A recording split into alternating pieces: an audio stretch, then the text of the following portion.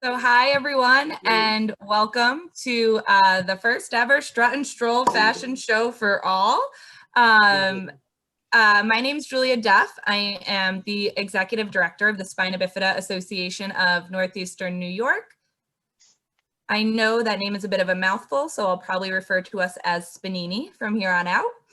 And I would also like to introduce Jean, who is here from the Spina Bifida Association of Greater New England. And Laura is our behind the scenes expert extraordinaire. So thank you, Laura. Thank you, Jean, for including me in this opportunity. I am so excited. So tonight we are asking all of our participants to remain on mute except for our moderator, who is Casey Marshall, and any of our models and brands designers who we will be asking questions to. If it is helpful, you can keep your video on, just leave yourself on mute, and you can also hide thumbnail view. So tonight we are incredibly lucky to have Marian Eaton and Mia Hollingsworth Hammond. They are providing ASL interpretation tonight for us pro bono to support our program. And we thank you guys for volunteering your time and helping raise awareness about this important issue. If you have any questions related to Zoom or IT, you can reach out to me privately. You'll see my name says host/technology. If you have questions that you would like to be submitted to the moderator, if we have additional time, you can submit those to Jean or any other programmatic questions, and her name says host Q&A. And otherwise, we're going to do our best to get to all of your questions. We do only have the chat feature. So if you can try and submit your questions to Jean, that'll be the easiest way for us to make sure you get a response. And we hope you use the chat feature to just encourage each other and talk to each other and connect throughout the night. So that is my part, and I'm going to pass the mic to Jean. Thank you, Julia. And I'm Jean, as Julia said. I'm the executive director here at SPAGNI. And I just want to briefly say how excited we are about this program. It started as a very small idea just to bring some fun and engagement to some teenagers during the final rough months of COVID. And it really has grown tremendously since its inception. So we are now including 2 chapters, 7 states, 24 models, and 14 brands. None of that would have happened had this entire community not been so welcoming and so collaborative. So we're just really thrilled and honored by all of your contributions. So our models, as you just saw, range in age from 2.5 years old to 50 years old. They'll be modeling shoes, wheelchair accessories, clothing, and superhero capes. Then we will have our moderated discussion, which Casey will manage for us.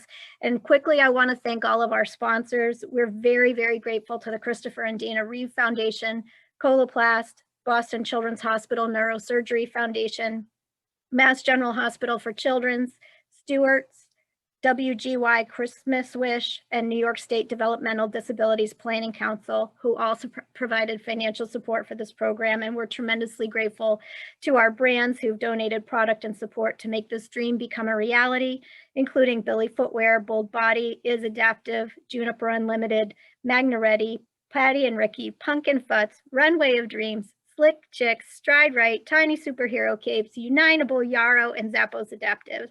And finally, just to echo what Julia said, thank you so much to the kind support of Marian Eaton and Amaya Hollingsworth Hammond so that we can make this an even more accessible event for everyone. So without further ado, I think, Julia, we're going to debut the show, right? It's time. All right, let's hope I don't have as many technical difficulties.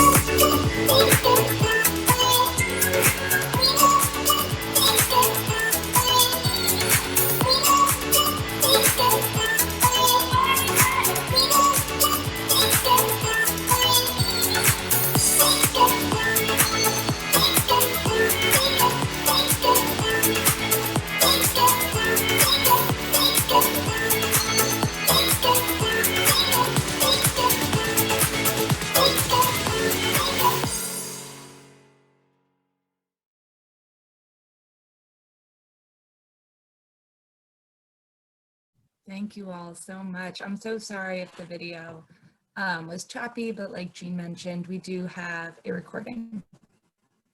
Yeah, you know, despite it going perfectly the 7,000 times that we previewed it, I think it wasn't perfect for everybody, but we will send you your own recordings. And I think you saw enough of it anyway to see the great smiles, the great poses, how much fun everybody had with it.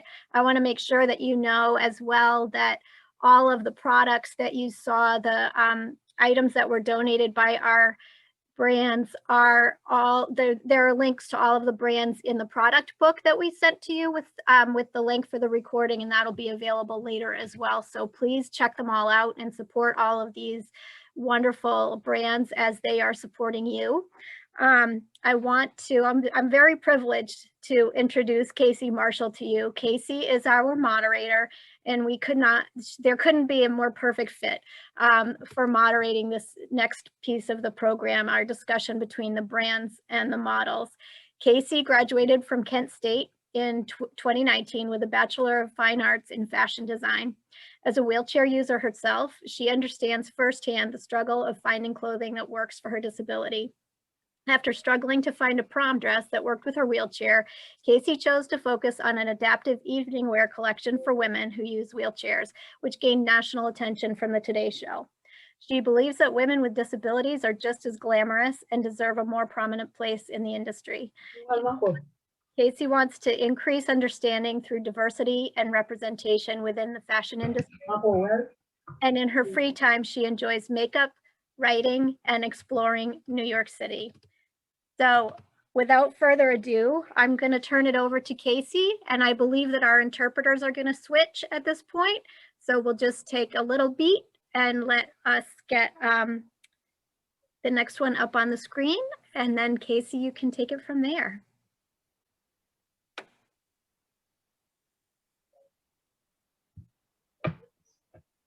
There's Amia.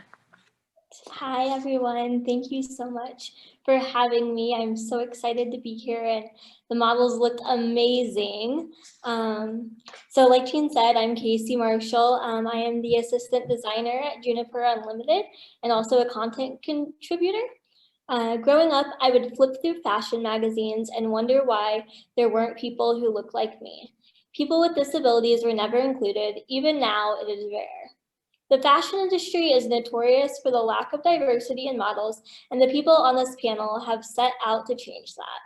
People with disabilities deserve a more prominent place in the fashion industry. Everyone deserves images and models they can relate to, so they feel heard or seen. Unfortunately, it is not just the magazines, but also the clothing options that exclude disabled people from fashion. In high school, I struggled to find my perfect prom dress that worked with my body and my wheelchair. As someone who loves fashion, my prom dress needed to be a showstopper. I found my perfect dress in a black ball gown with a lace-up corset. The top of the dress was embellished in black studded rhinestones, and the tulle was lined in sequins. It was the showstopper that I had dreamed of, but it was far from functional. The lace-up corset made it impossible to get dressed or use the bathroom independently. The excess fabric was bulky and got stuck in my tires. Layers of embellished tulle were ripped off on the dance floor. This fashion fail made me think about the functionality of clothing and how clothing could be adapted to fit better and aid in independence for people with disabilities. Clothing should build confidence, and clothing that has the needs of people with disabilities in mind is revolutionary. Adaptive clothing empowers people with disabilities, fosters independence, and gives a platform to a once underrepresented population. The looks showed tonight prove that fashion doesn't have to compromise function, and people with disabilities can rock the runway. So without further ado, let's hear from some of our models. So our first question is for Sarah Hayward. Up here. Hi, Sarah. I don't think we can hear you. Can everyone hear her?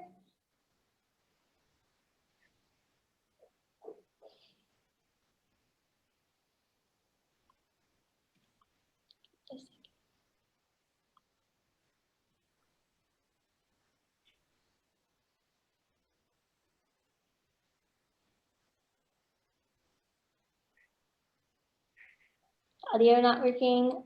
We'll go ahead and we'll move to the next question. And Sarah, if you are able to get your audio on, just raise your hand and we'll come back to you, okay? So the next question is for Valerie Joseph. Hi, I'm here. Hi, Valerie. How does it feel to see other people with bodies similar to yours as models and in product advertising? Where are you seeing disabled models in the media? Right now we're coming up as people with disabilities as a whole, and it'll be great for people with our body types to model, because there are people that are shy that don't want to model but would love to see themselves model. Me, I love fashion. I love to match my clothes, and my parents are always saying, you're always matching, meaning like I'm always doing a blue with a blue, a green with a yellow. Something has to match with whatever colors I'm wearing. So I see it coming up, and I'd love to be part of it. Love that, thank you. And I love your necklace matching your top. We can tell that you're a fashionista. Thank you. Our next question is for Lauren Dyer. Hi. Hi, Lauren. Wait till you get pinned.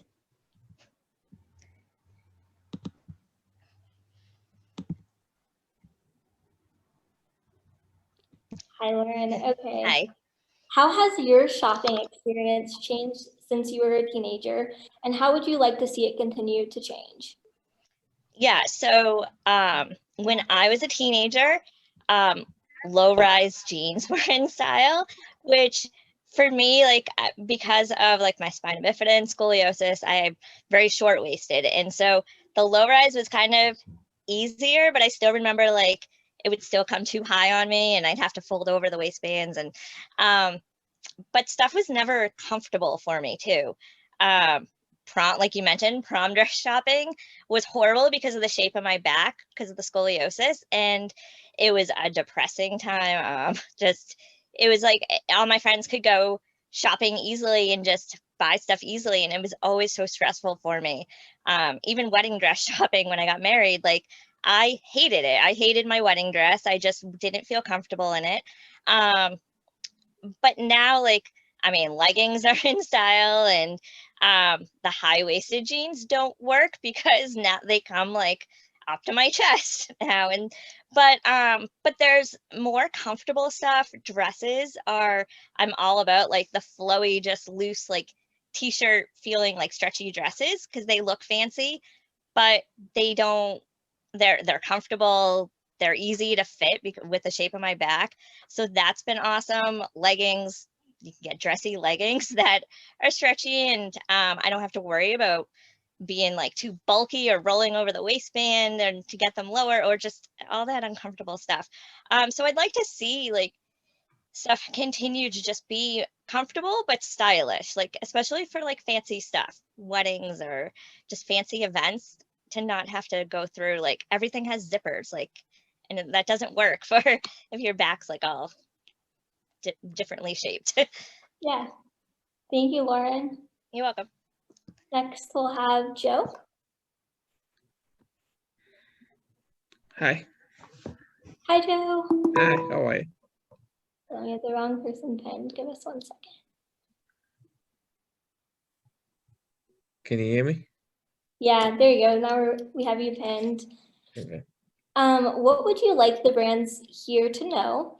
And what is your greatest wish for clothing to fit your body?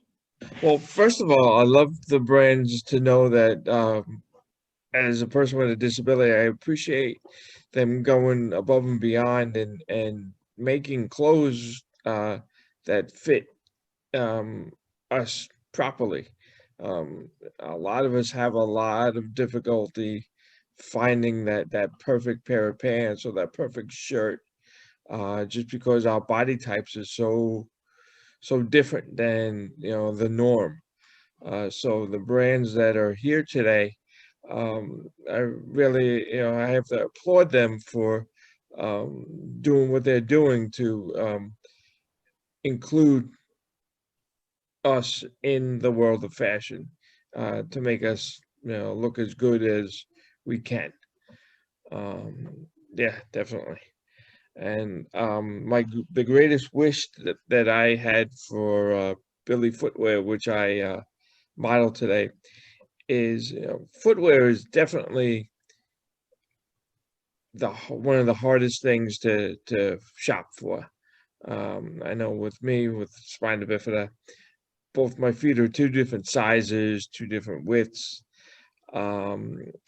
It's hard to go shopping and have to buy two sets of shoes, because they're two different sizes, and not even be able to use half of what you buy because it doesn't fit.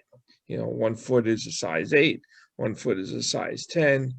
I'd like to see if we can kind of do a mismatch kind of thing when we're buying shoes, instead of having to buy two separate pairs to fit just 2 feet.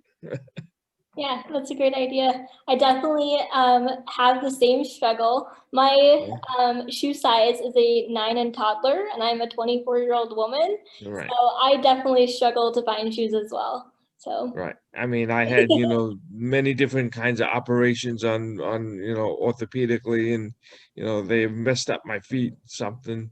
So one is more wider than the other one, and one's longer than the other one. So definitely would like to see an opportunity to mix and match for sure. the sizes. Thank you so much, Joe. Thank And you. I think now we are going to take a short 2-minute break. Actually, yeah. Casey, sorry to interrupt you. Sarah fixed her mic, so we can go awesome. with her question. Yeah. Hi, Can you hear Sarah. me? I can hear you. Yay. Okay. Hi. Hi. Please tell us what this experience has meant to you and how it has made you feel. Yeah, this experience was so much fun. From start to finish, it was really fun. Just I kind of like not really knowing what I was gonna get in the mail, and being so like pleasantly surprised at how much I love the things I got, and like everything fit me so perfectly, which is crazy to me. Like I didn't try anything on, I didn't choose anything, but the clothing was great. It made me feel so confident, and I've gotten to meet so many new people because of this, and it makes me feel good to see everyone smiling in those photos, having, you know, such a good experience with this. And I'm so glad we got to do it. I hope we get to do it again. Awesome. Thank you so much. So I think we're going to go to our Meet the Brands video. And while we do that, Amia and Marion will switch again. So when we come back, we'll be ready to go to the brands with our questions. So Julia can load up the next video. Hopefully that one will work.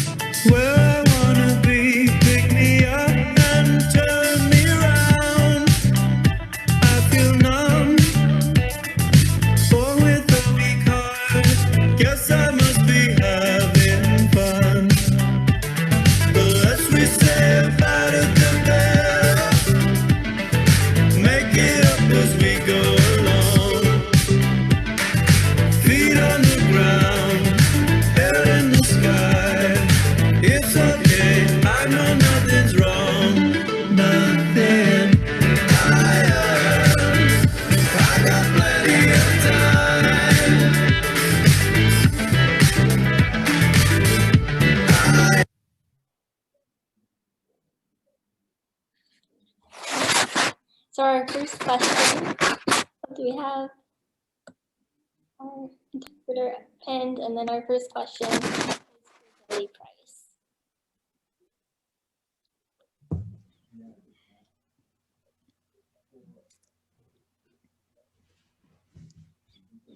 Sorry, making sure we have our interpreter. Yep, we just.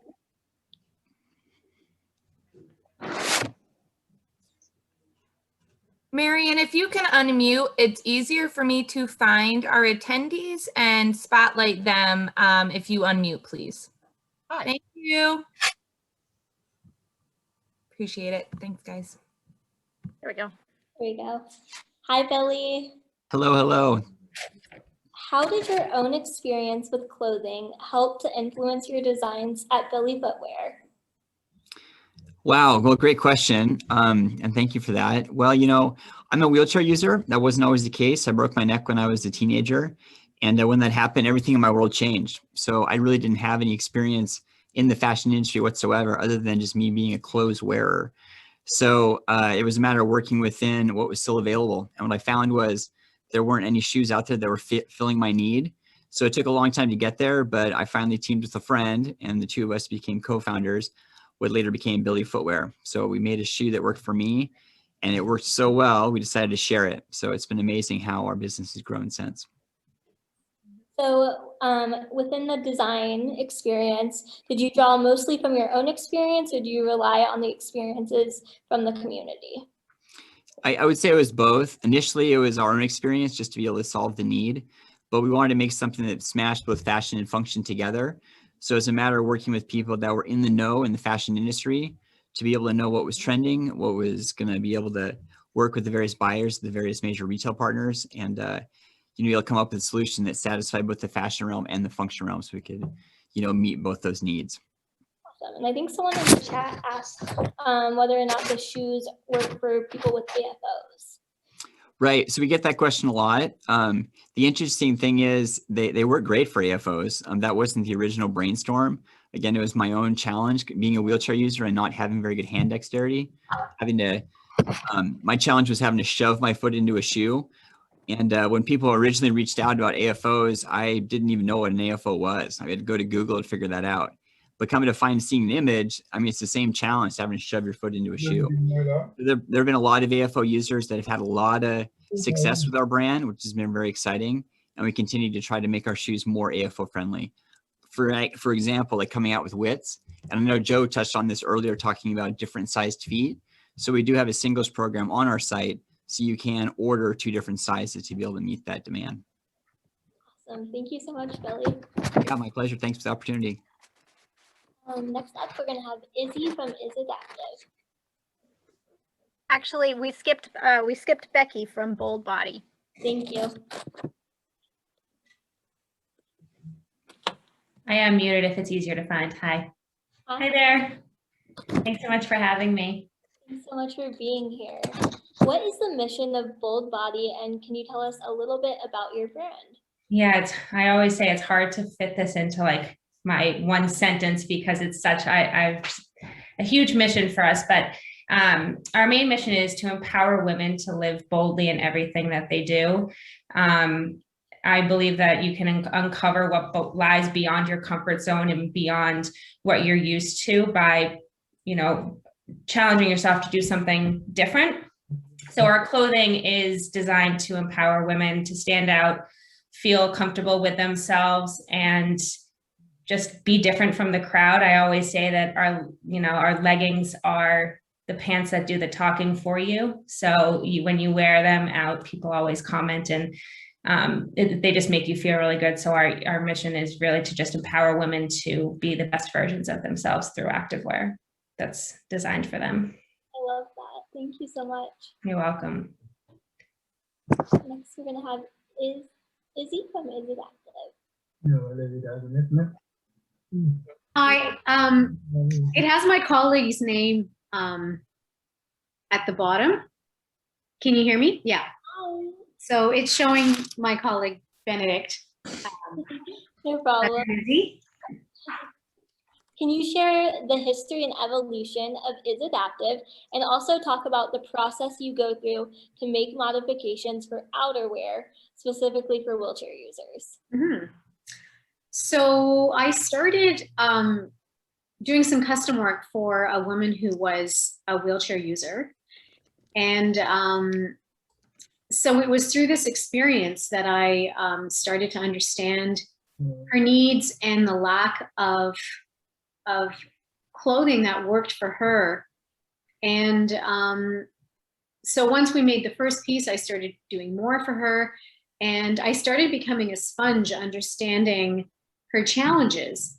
And so after a couple of years, even like 3 or 4 years actually, I realized that if she had all these problems with clothes, then there's got to be a lot of other people out there with the same problems.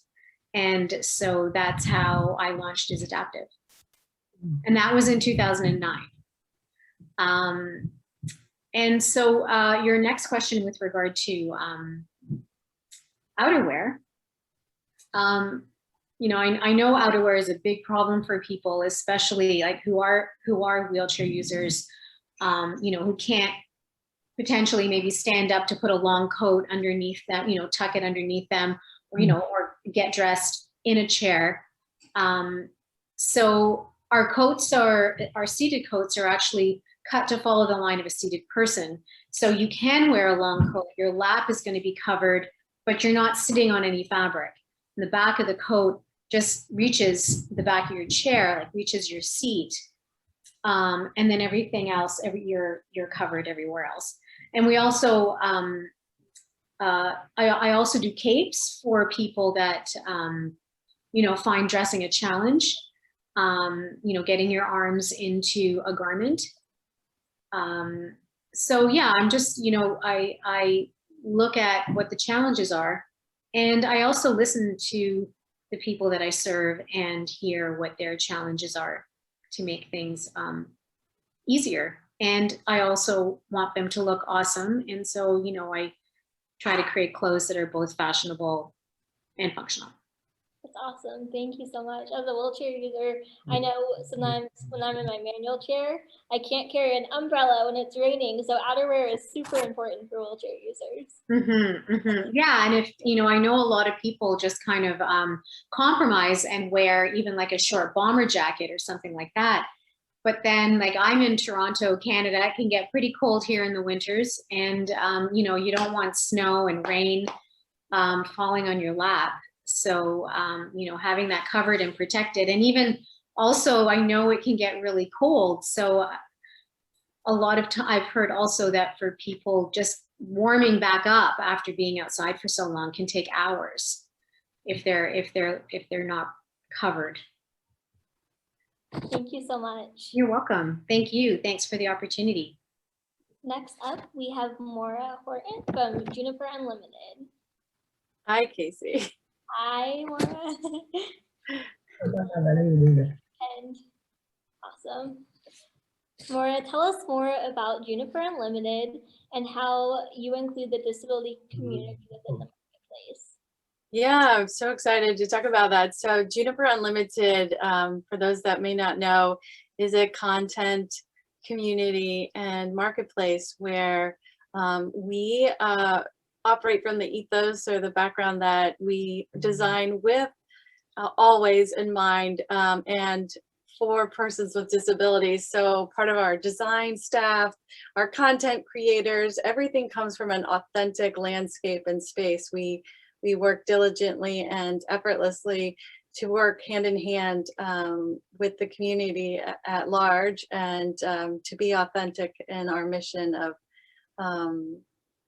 empowering all. So what kind of content can you find at Juniper? Yeah, you can find so much great content. So we have all, what we try to reach is the 360-degree view of someone's life.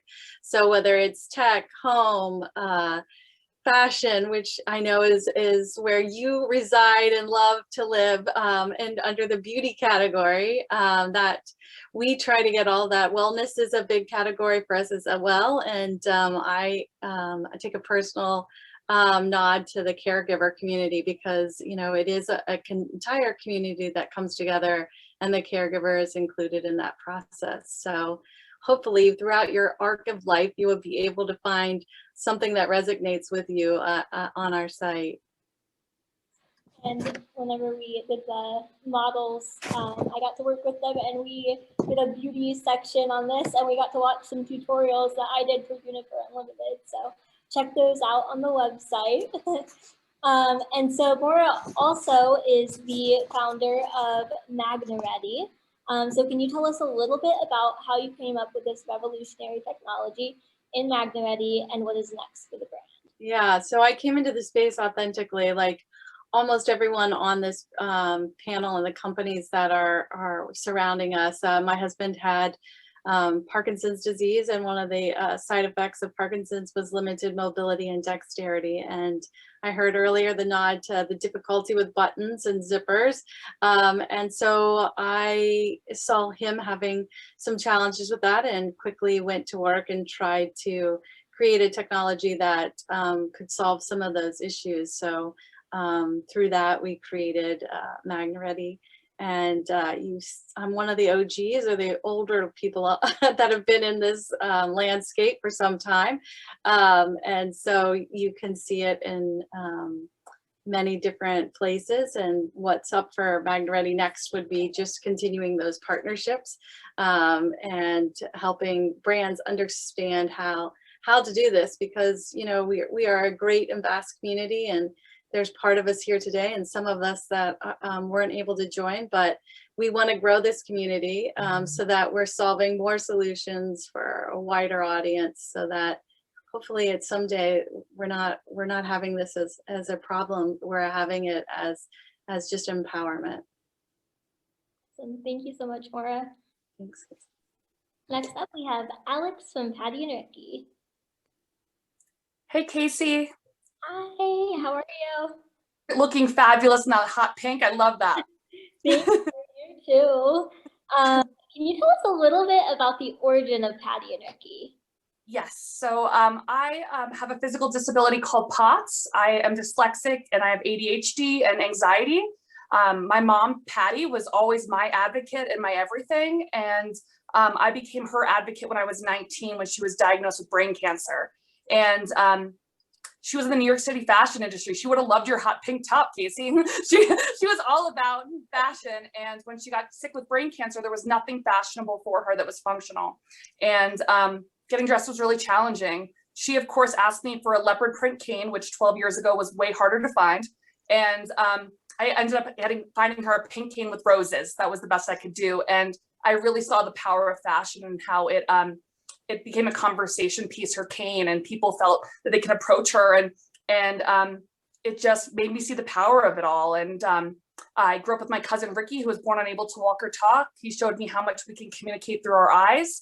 And he just really framed how I've always seen disability as just a human, it's just human condition. And I knew if I named it Patti and Ricky that it would be a cool place to shop. And I just wanted to create a beautiful shopping experience. So we have over 100 adaptive fashion brands.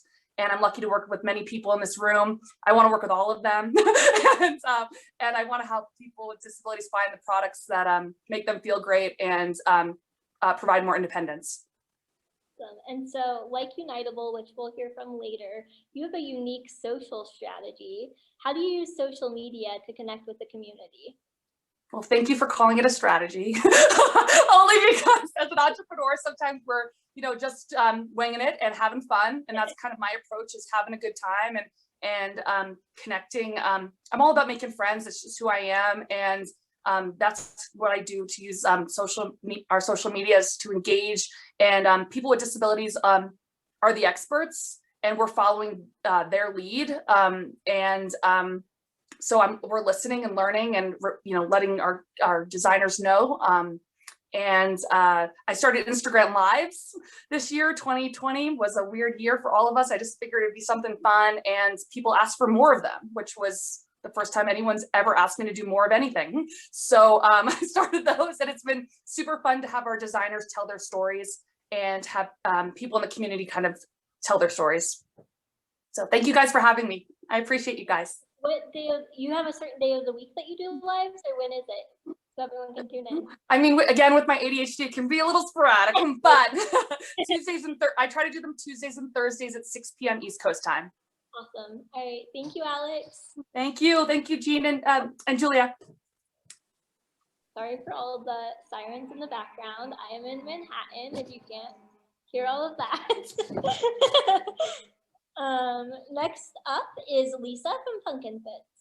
Hi, Casey. Hi. Hey, Lisa, I think we're going to switch right now as well, our interpreters.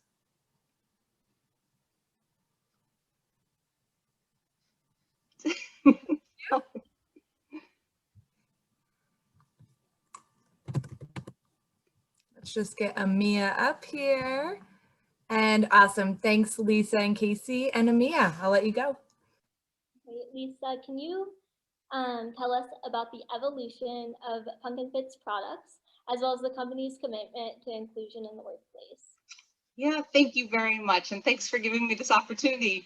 It was so much fun to see all of the models, with our bags. That was really exciting for us. Thank you.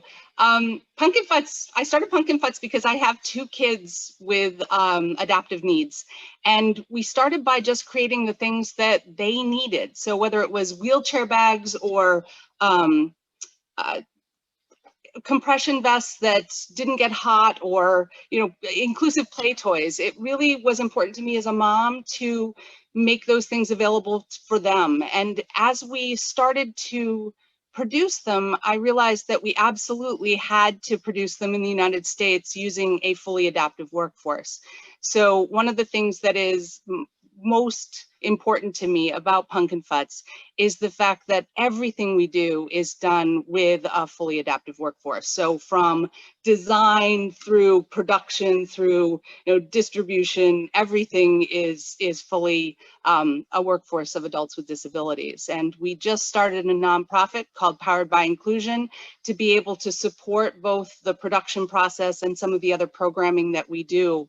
And we're really excited to move that forward. We're looking forward to building an adaptive factory here in New York City. So since you're here in New York, there are 1 million New Yorkers with disabilities, and the unemployment rate is somewhere between 77 and 80%, depending on what the year is. And that's just unacceptable. So as a person, as a mom in this space, it became really important to me to support not only the products, but also, you know, the whole life, you know, having opportunities to really make the community come alive in everything that we do. So that's our story. Thank you. I applaud you on that mission. Tell us a little bit about the bags and like how they attach to the wheelchair, correct? They do, and it's something I want to ask. So thank you for giving me that opportunity. I noticed that people, so one of the things that we do 2 different kinds of bags for wheelchairs. We made them for motorized wheelchairs and manual wheelchairs, and the zippers are different, and the placement of the way they attach is different. So these go on the wheels. They are highly reflective and water resistant. And I wanted something for my kid that was like, you know, the flags they put on bicycles. So I really love the fact that it was colorful and it reflected. But I noticed that people were putting the stabilizers on the handrails, and we don't do that. We actually put them on the spacer bar so that you don't catch your hand on them. So if you're using the handrails, if you go to slow down, they can hurt. So I just a thought, and if there's something better that we can do with them, like, let us know, because we're constantly adapting them. We cut the noses off of the new ones so that people didn't get pennies and stuff stuck down in here where they couldn't get them. So we're always interested in collaborating. So anybody out there that's interested in designing new products with us, working with us, we love that. Thank you. Awesome, thank you so much. Thanks. And then up next we have Mindy from Runway of Dreams. Hi, Casey. Hi. I love your hat. Oh, thank you. Thank you. I'm so happy to be here and see all these familiar faces and everybody just joining in together to make change happen. So excited. Can you please tell us a little bit about how you built Runway of Dreams into the success that it is today? So I'm a fashion designer by trade and also a mom of a child with rare form of muscular dystrophy. And we learned early on that he was going to struggle with getting himself dressed, doing buttons and zippers, putting pants over his leg braces. And the very thing that I love more than anything is getting dressed every day. And for him, it was a daily reminder of what he couldn't do. So I decided to take my background back in 2014 and have a small goal of changing the fashion industry to be inclusive of people with disabilities. I did a year's worth of research and was able to extrapolate commonalities between different disabilities and clothing challenges, and work with, thankfully in 2016, we launched with Tommy Hilfiger and made fashion history in developing the first ever mainstream adaptive clothing line, which is now Tommy Adaptive. We have the great pleasure of working with the Zappos Adaptive team, Stride, Rite, Kohl's, Target, Nike has been on our runways. So it has been an incredible journey to be involved with so many amazing people, and much more is on the horizon to come. And actually Casey's been on our runway, Joe's been on our runway. So it's been really fun to see. Such an amazing experience. I'm used to being the fashion designer, but with Mindy, I got to be the model too, which was a pretty cool experience. So tell us a little bit about gamut management. So during the time of creating Runway of Dreams, suddenly other industries, other brands started reaching out to Runway of Dreams to be connected to people with disabilities in the public eye, from everything from Delta wanting to do in-flight videos with people with disabilities to casting directors asking if we could connect for commercials and feature films and even Broadway. So I realized that there must be another opportunity if they were reaching out to a nonprofit that really didn't do that. So we started Gamut Management in 2019, which is a talent management company exclusively for people with disabilities. It's all that we do. It's not a division, as we believe that everybody has a talent, whether that is being a part of focus groups or surveys, helping to develop product, all the way up to being in the entertainment industry. We feel that people with disabilities have a lot to say, and rebranding them in the public eye is really what we are hoping to do. So I highly encourage everybody that's listening to go check out Gamut Management and join us and be a part of who people are in the public eye and really rebranding that. Awesome. Thank you so much, Wendy. Thank you, Casey. Thank you, everyone. All right. Next up, we have Helia from Slick Chicks. Hi, Casey. Hi, how are you? Great, thank you. So disability and sexuality seems to be a taboo topic for some.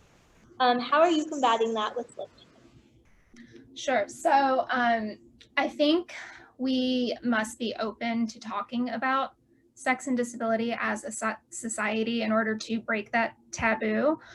So in addition to just selling underwear and empowering individuals with our products, we also like to offer educational resources and hear voices from people who are actually experiencing the joys and the challenges of being disabled and you know, their sexual experience. So you know, being able-bodied, I can't speak to that experience. So we use our blogs, or we use our social media, we use, you know, most, you know, all of our social platforms to share the voices of our ambassadors, to share voices of sex bloggers with disabilities, to share voices of wheelchair pole dancers who've written books about sex and disability. So we really use our platform to share these conversations and share these experiences, because that's the only way we really can, I guess, crush this whole stereotype that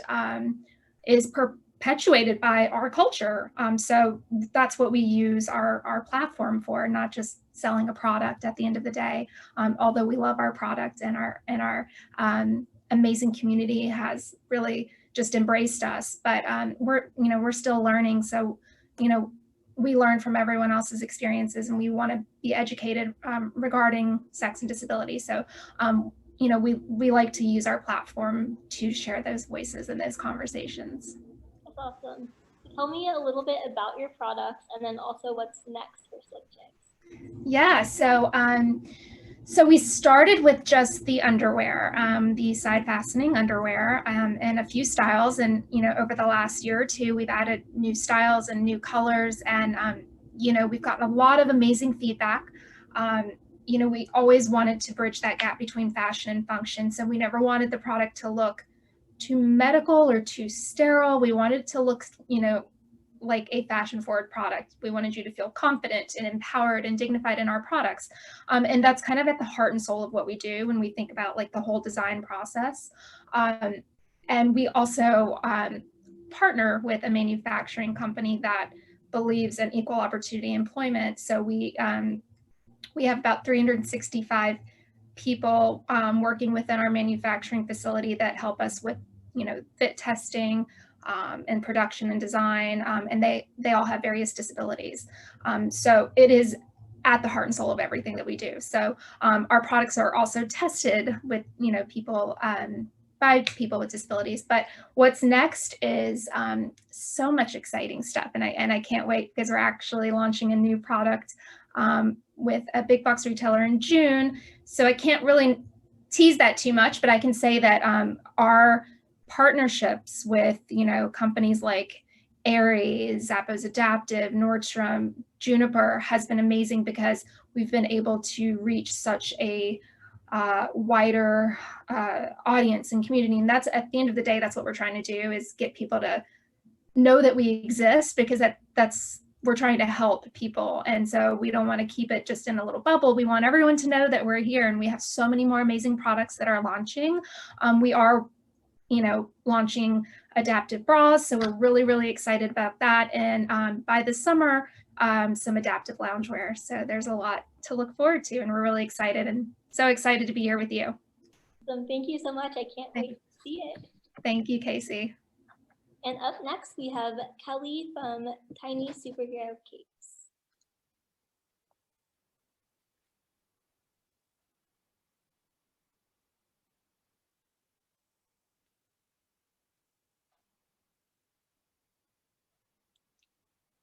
Hi, Kelly. Hi. How did the Tiny Superhero Capes project get their start? So Tiny Superheroes was started by Robin Rosenberger. She is our founder and fearless leader. And she started Tiny Superheroes in 2013 at her kitchen table. She wanted to do something special for her nephew's birthday and decided to sew a cape for him. And that was really the first cape she ever had sewn, and really the first sewing project she's ever done in her life. And as a matter of fact, her husband is the one who bought her sewing machine. So we like to say that Joe started Tiny Superheroes without knowing he started Tiny Superheroes. But what happened is Robin learned of a young lady, a girl, I should say. Her name was Brenna, who had a rare skin condition that lived in a town outside of where Joe, her husband, is from in Illinois.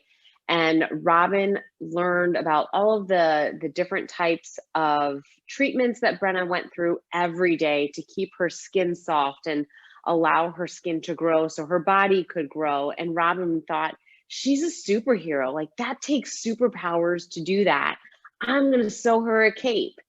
And that was really the beginning of Tiny Superheroes. And what started as a small side project has grown into a small business that's designed to empower extraordinary kids who have unique needs through a cape. And the cape is the beginning of the journey. And for us, the goal at Tiny Superheroes is to create a place where kids and their families have a place that they belong and can be their authentic self, and really learn about the values and characteristics that they have innately in them that we see as superpowers. And Tiny Superheroes keeps growing. We're really excited. We have over 70,000 kids on our squad, and that keeps growing every day. Awesome. So you have a new program that you just started, the Patch program. Can you tell us a little bit about that? Yeah, so the Patches program had a soft launch in 2019. We wanted to empower our cape users and our Tiny Superheroes, our supers is what we call them. We wanted to give them an opportunity to personalize and customize their cape, while at the same time giving them an opportunity to do activities with others, because we kept hearing that they're not going to extracurricular activities, they're not connecting with other kids outside of school or outside of therapies. And so we created the Patches program for them to participate in. It's available on our website, and there's different activities based on a virtue that they can complete throughout the month. And when they complete it, we ask them to take a picture and submit it to us through our website. They submit it to HQ. They in turn get a claim code that gives them a free patch that they can add to their cape. And so it really allows the kids to customize their cape through an activity that builds confidence and builds value for them. So it's a real purpose-driven program. And within that, we also have a specialty patch line for specific diagnoses, or we have a whole line of ribbon patches to celebrate different awareness days, a therapy patch with add-ons. So Tiny Superheroes really is designed to bring the brand along with you in your journey of life. We have an ambassadors program for parents that they can interact with each other and be vulnerable and share with each other. And most recently this year, what we're really excited about is our birthday program. Just launched in January, so it's hot off the press. But Tiny Superheroes works in a way that people can go online and you nominate an extraordinary child to earn a cape. And every child that's nominated, will earn a free Tiny Superheroes cape and get a claim code that will allow them to do that in our store. The different levels of funding within those campaigns is what funds all of the capes for all of our squad. So it's a crowdfunding style campaign that's created, and there's different benefits with different funding levels. But we kept hearing people saying that they were launching campaigns for capes for other kids on their birthdays. And so that created the birthday campaign, which allows people to create a campaign, celebrate their child's birthday, invite people to celebrate them through sponsoring the campaign. And then we have some items that we send them as a thank you for doing that, little birthday gifts. This year we're featuring a Tiny Superheroes backpack with our Courage, Strength, and Hope comic pattern. And then they also are eligible for a patch, and that's when they achieve a $50 funding goal. So it's really designed to pay it forward and help each other, you know, feel good about who they are and feel like a superhero, because we're all superheroes. We just don't know it.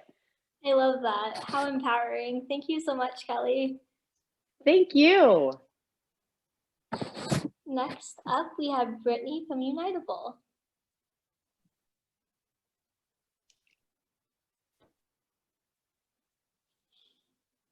Hi, Casey. Hi, Brittany. So although you are a new brand, you made a splash on social media. Tell me a little bit about the development of your brand and how you use disability influencers to get the word out there about your product. Absolutely, thank you. Happy to be here and glad to hear that we made a splash. That was the goal.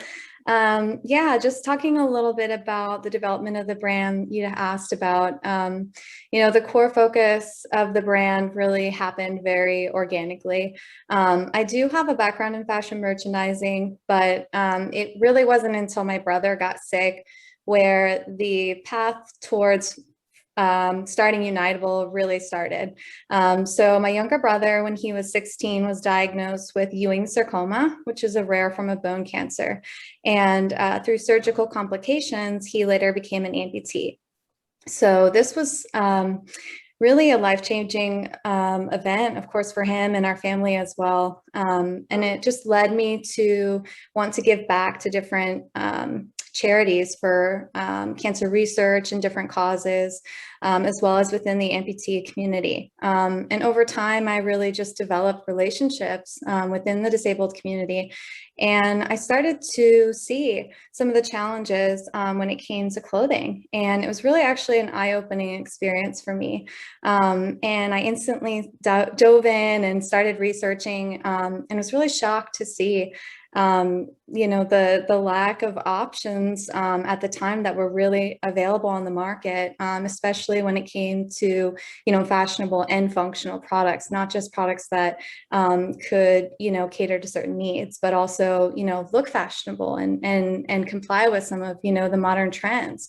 So that was really when I just felt called to make an impact in the space. And that's where I started with my planning for Uniteable. And really just honing in right on this fashion and function concept, which is nothing new, right? But just really elevating that sense of fashion, right? And really kind of pushing those, maybe some of the boundaries on the perceptions of adaptive fashion and what it should look like, or what it can rather look like. And carrying that over into the marketing of the products as well. You know, showing the models, you know, in an elevated sense, looking, you know, as if it's a high fashion brand, you know, that can be on the cover of Vogue, because, you know, this is, you know, like any other community and any other brand. So that's kind of, you know, the incentive behind that, and just honing in on, you know, as far as social goes, and you mentioned about making, you know, a statement. We did really want to use social to connect with the community, and being a very community focused brand, which we are aiming to build upon, rather than just selling products, but also, you know, trying to really engage and connect with the community. You know, we thought what better way to introduce our products to the public than through the community. So I individually, you know, started connecting with as many people as I could to just kind of hone in on some of the individuals that could really benefit from our product, and see if it's something that they wanted to try out and, you know, give their honest feedback on. So it's just a very like authentic approach. And I was really happy, beyond happy. I was really moved to see some of the reactions from the girls, and just to kind of reiterate the importance behind like what everyone is doing in this community, because it's really changing people's lives. And that was something really special. So yeah, we're a new brand. We just launched last month, back up a little bit, I guess. And yeah, we have our first 2 styles of female contemporary ready-to-wear pants. And be sure to check us out on Instagram, Uniteable_ if you haven't seen us yet, and uniteable.co, not .com, is our website. So. And actually, Brittany, we got a specific question for you in the chat. Can you describe a little bit about what the adaptations are in the pants? Absolutely, yeah. So we have 2 style pants that we launched with. One is called the Magnolia, and this is a skinny style pant, and the main adaptive feature is inseam zippers, which actually extend all the way up to the upper thigh, and they were designed to also be suitable for not just BK amputees, but AK amputees as well. So it does extend pretty far up for that purpose. They're an overall easy dressing pant, you know, something that could apply not just for amputees, but also for, you know, the chronically ill audience. The list does go on, but it was designed with amputees in mind for that reason. The second pair is the Hyacinth pant, and it's more of a seated pant, and it's a bootleg flare. And that one was designed with wheelchair users in mind. And some of the features on that include our waistband, which really focuses on just the anti-slip feature for extended periods of sitting. Of course, no uncomfortable features or seams or anything that could, you know, pockets or anything while being seated. Both pairs have easy pull-up tabs. Yeah, that's the kind of highlights a few of the features. So to find out a little bit more on them, we also have zipper rings as an add-on for dexterity issues. So those are great. And yeah, you can find a lot more information on our website, which is uniteable.co. Awesome. Thank you so much. You're welcome. Thank you, Casey. Up next is Tracy from Yarrow. Hi, Casey. Hey. So I get to work with Tracy on this brand. So we have a unique naming process. Can you tell us a little bit about how we go about naming our garments? Yeah, so when we first launched in November of 2020, we wanted to make sure that in our naming process of, you know, what we were calling each of our garments, that we were really inclusive and making sure we're representing the community in everything we do. So we chose to name each of the products after women. So Yarrow is a women's only company, women's wear company. So we chose to name the products after women who are influential in the disability space, both currently active as well as historical. For example, the dress worn by Camilla is called the Frida dress, and that one is named after Frida Zames, who's an activist and author. Unfortunately, she did pass away a few years ago, but that one's named after her for historical purposes. And then the tee that Lena was wearing is the Malvika tee, which is named after Dr. Malvika Iyer, who lost her forearms and hands in a bombing accident, and now she currently uses her platform to really advocate for disability rights, especially within the UN. And next season, we do have someone with spina bifida that we are naming a product after, so look out for that. I'm wearing one of our new items tonight that's coming out. It's our spring 2021. So if you like this bright color, it'll be on Juniper Unlimited soon. We also have a very unique fit process.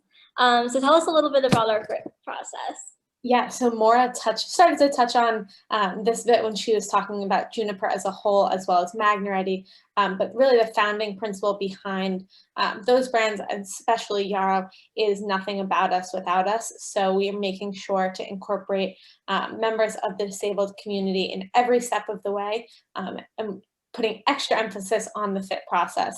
You can't make clothes for people with disabilities without ensuring that they work for people with disabilities.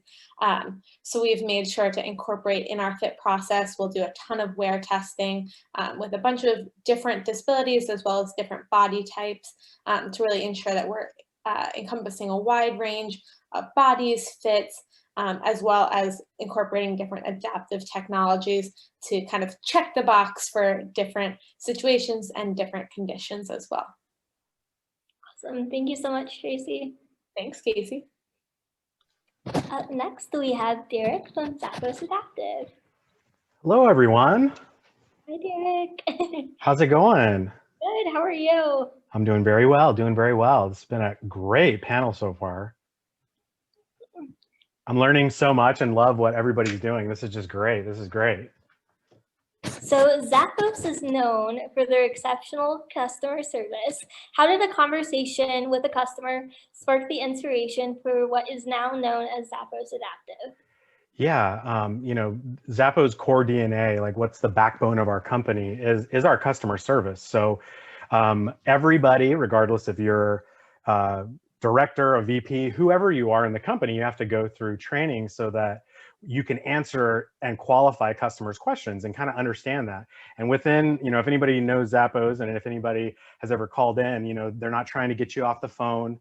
We're not trying to, you know, just not let you return anything or not give you your money back. We really want to do everything we can to make you say, wow, that customer service that Zappos has, that's really awesome. And everybody in the company has to go through training to understand how we as a retailer provide a different type of service, a different type of customer service. And one of our finance folks was taking phone calls during his training, and a woman called in and wanted to get a pair of shoes for her grandson because the shoes that she had ordered that Zappos sent her were not the right shoes.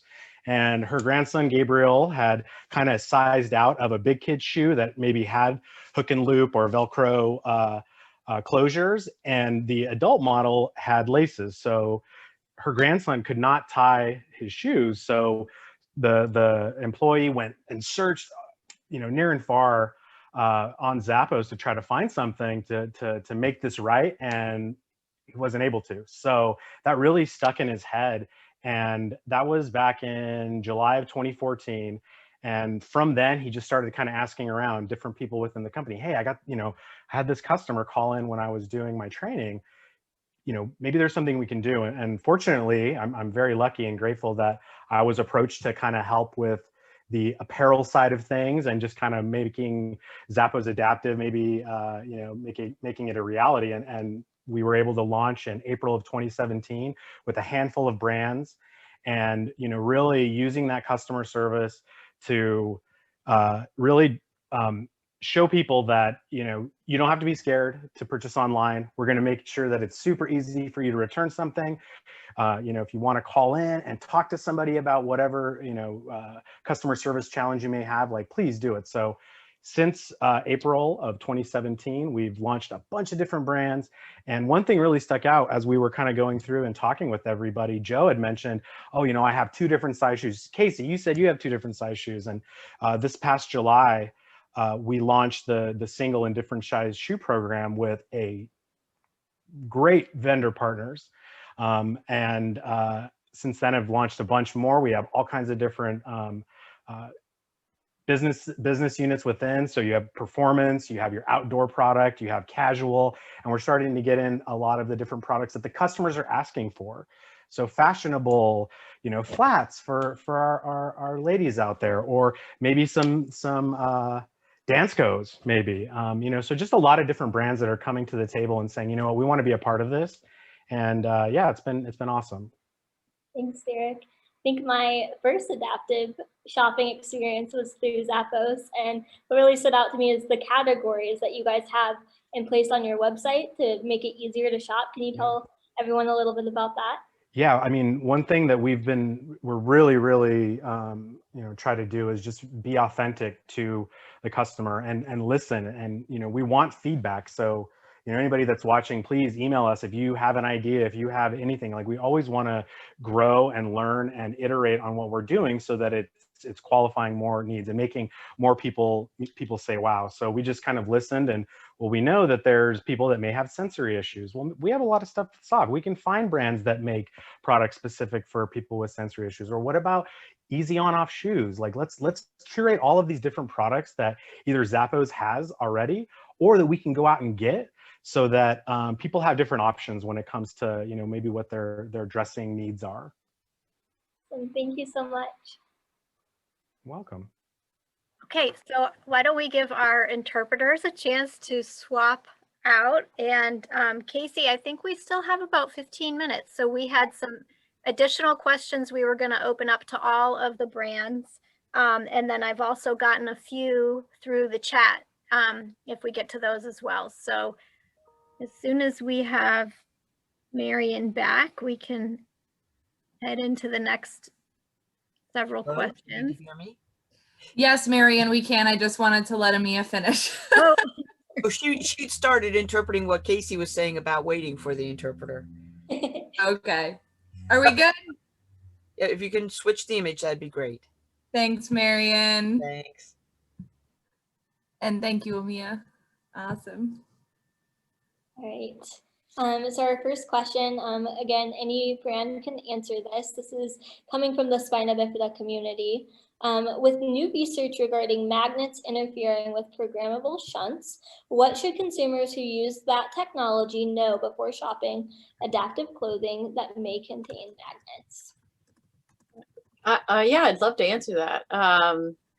I think, obviously work with your physicians to get as much recommendation and guidance as you can. There's so much hardware and now software in your bodies out there. And so it's paramount to make sure that you have really open dialogue with your physicians, because as we say often, we're in the business of helping people, not hurting people. And so make sure you have clearance first.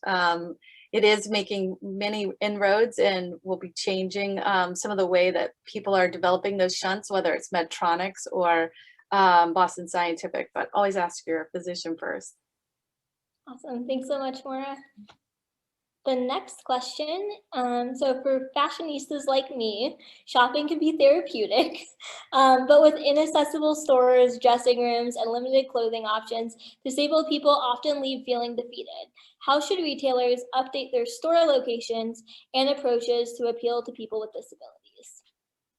And again, anyone can answer this.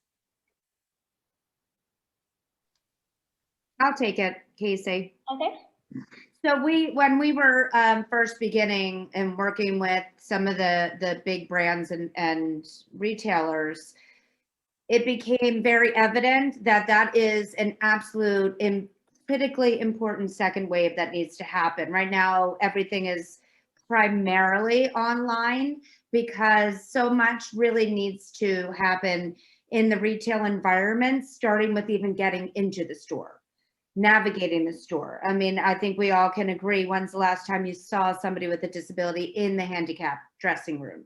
So it's really a function, I think, of really, now that the market has been so clearly established and everybody certainly in this discussion knows that and is a part of that. And now that I think the next tier is to really help work with retailers and brands to really understand what it takes to modify stores to be truly compliant for all people with disabilities. For sure. I use a power wheelchair, and I know sometimes even if you're not in a power wheelchair, the aisles are so tight and you're trying to fit through. And another thing that really stands out when the shopping experience is the register heights. You know how there's always the right. And so like the ADA, like there's an ADA one usually in most stores now, but are they using it? Not usually. So I think that's another one that I hope that brands will take notice and start. They will, because they won't have any choice, because the population's not going to let up on that. Everybody deserves to have the same shopping experience as everyone else. So I feel very confident that will absolutely be the next wave. For sure. Thanks, Wendy. Our next question is, what advice do you have for companies wanting to expand into the adaptive market? Again, anyone can take this. I would love to take this one. Right. This is Alex from Patti and Ricky. I absolutely love working with new brands and designers, and my advice is always to include people with disabilities from the very beginning and throughout every single piece of the design process, in terms of even with marketing. And even to answer your question, Casey, from before, when it comes to stores, people with disabilities need to be paid consultants for the stores and working with the stores to figure out what truly it means to be accessible, because accessible changing rooms are not enough and they're not really accessible, right? So I think just having people with disabilities involved in the entire process, following them, listening, and then taking action. Very exciting time. Thanks so much, Alex. Our next question came from one of our models. There seems to be two major gaps in the adaptive market: clothing for young people or teenagers and professional workwear. Out of the brands here, are any of you considering expanding to appeal to that consumer set, or currently have product that could appeal to that demographic? If I could jump in, we are launching a younger activewear apparel line called ULEX, which will be launching soon. So stay tuned. But again, I think the more brands that can come on board, and we are a welcome community. So if anyone's listening and thinking of starting a brand, come on out. So to hop on to Maura there, Yarrow has some great pieces, like Casey's bright pink top there. That could definitely be dressed up or dressed down. So the way Casey's wearing it right now is looking pretty professional, but if you wanted to be a little more casual off of your Zoom call, you can also dress down the top too. Joe was talking about scoliosis earlier, and the thing that I could never wear button downs, and this is the first button down that I can wear. Because it has an elastic panel in the back with ruching, so it has a little bit of that stretch to fit over my scoliosis. So I was really excited about this top because I finally have something to wear to work. I'll chime in too. Is Adaptive also has some blazers, and like for men and women, we have a suit, and we do dress pants for both men and women.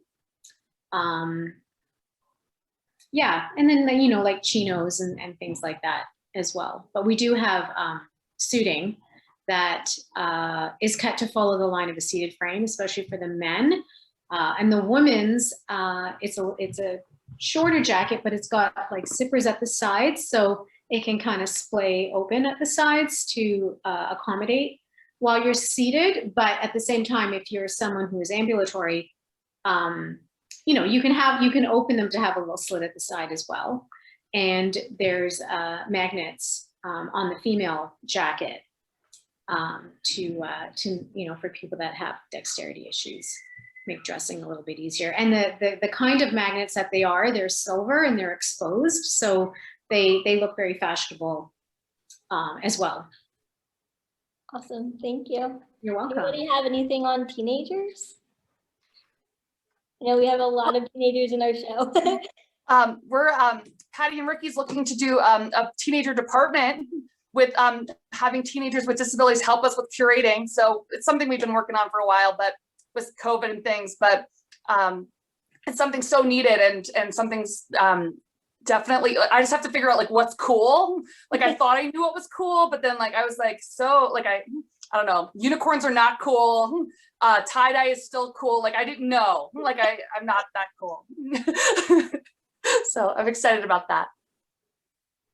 Casey, I sent you a couple more questions in direct chat to you. Okay. That came in through the chat. Okay. Can you find any of these products in local stores? It's a good question. I'm not sure where local is.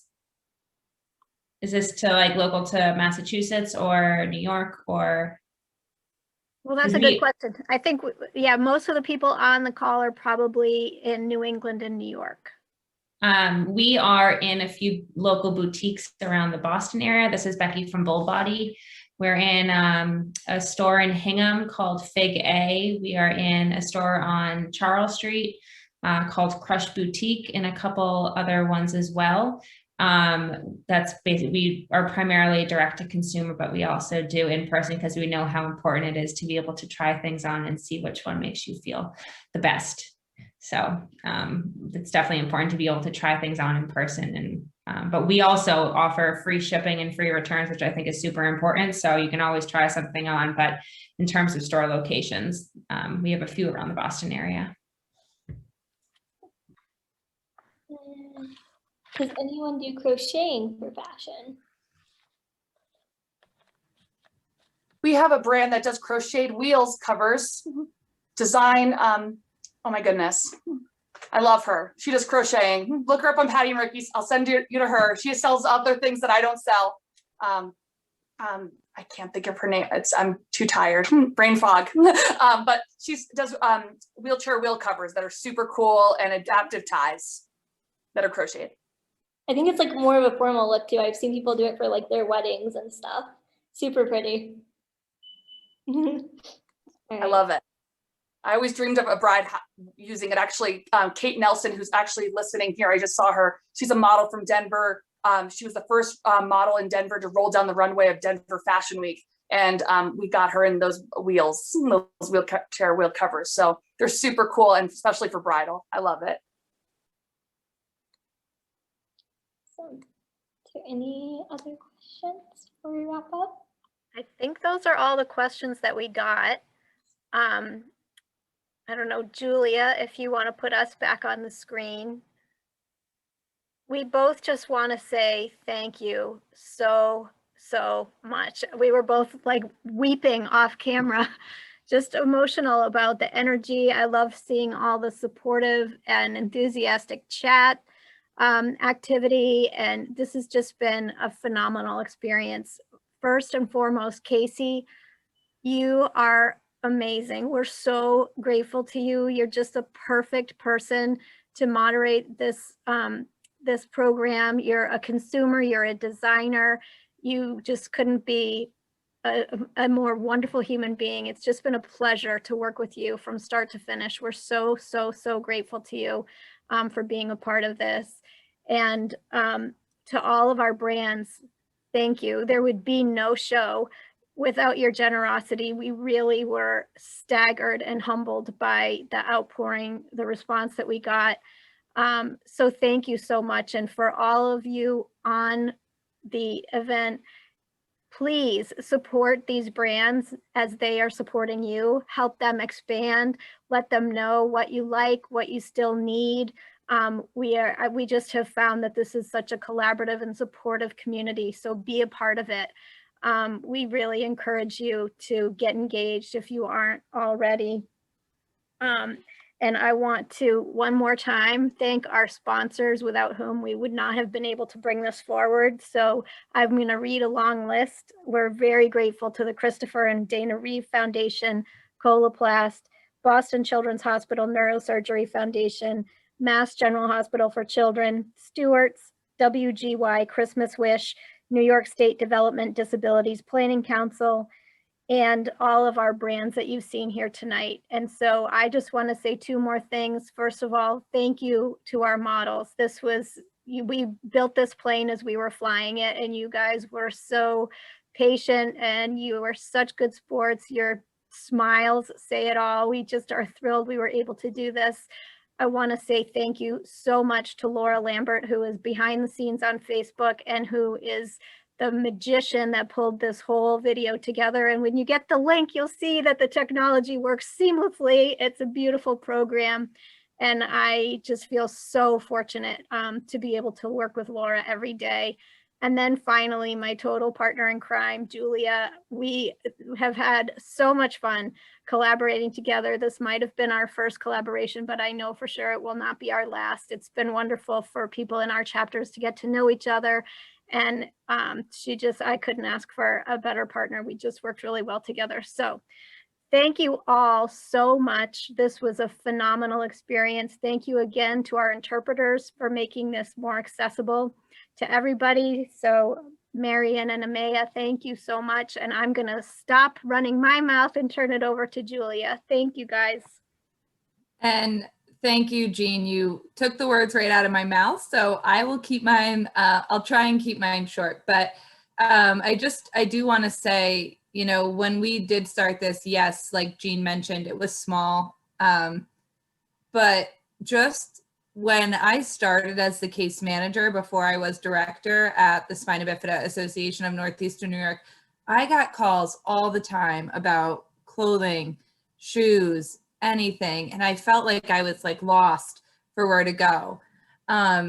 Having you all be so willing to show up here tonight to offer what you produce as companies to our consumers is huge. And people with spina bifida, I just feel like sometimes they tend to fall through the cracks. And to highlight this community, but have it be inclusive and open to the entire community, which I think, you know, as we move forward, that's a goal. It's about being as inclusive as we can and having it not be, you know, even adaptive fashion. This is fashion. This is what everyone can wear. It's inclusive now. You guys are pioneering this. It's unknown territory, and you've been doing it for a decade plus, or, you know, some of you are newer, but it's so important. And for you to put your energy, your efforts there for the models to come out of their comfort zone. So many of them didn't know about these clothing options. They didn't know about these marketplaces. To see the people that you serve, that you care about, feeling confident and empowered is overwhelming. It's how you see the people you serve every day, and you want them to feel like supermodels every day they walk out of the door. And you did that, at least for me, from what I could see. It was beautiful. I just am so grateful to you for leading the way, for doing this. And Casey, Marian, Amia, everyone who provided this in-kind support to us, you're rock stars. You're just amazing. And I think my favorite part about, you know, having to do things virtually is the fact that I've been able to connect with so many people I didn't know, and connecting with the fashion community and the adaptive fashion community has been one of the biggest blessings, I think, for not only myself, but Jean, Laura, our models. This was so informative. It was so empowering. It was everything you could have imagined. And that's because of the models, the brands, and designers. It's because of all of you here. So thank you so, so much. I am eternally grateful to have your support. Thank you. We'll see you all on the next Runway of Dreams. Sign up. One more thing to share, everyone. I'm gonna, in the chat, send the YouTube link because we know that video got a little choppy. We wanna make sure you can watch it uninterrupted. And we'll also be posting that on our Facebook pages tonight. So if you hang on for just one moment. Oh gosh. There we go. Now it's good. Will you also be putting the links to the different shops? Yes, so those are all hyperlinked in the product book. The product book was emailed out in advance, and it was also put in the chat tonight. And every single logo from a brand or designer who donated and participated, it's hyperlinked to their website, and you can definitely find them on social media. And so again, here's the video so you can watch it uninterrupted. This will be going on our Facebook pages tonight. Please support these brands. And again, to the brands, thank you for being so willing to give people with spina bifida a voice in this industry. And not just spina bifida, but really opening it up to the disability community as always, your willingness to include people is what we aspire for. It's all you want as a director. So thank you guys so much. Oh, thanks, Casey. All right, everyone, have a wonderful night. We will be sending you a full recording of the program as well, but you can check out the fashion show premiere on our social media tonight. So thank you. It means so much, and have a great night.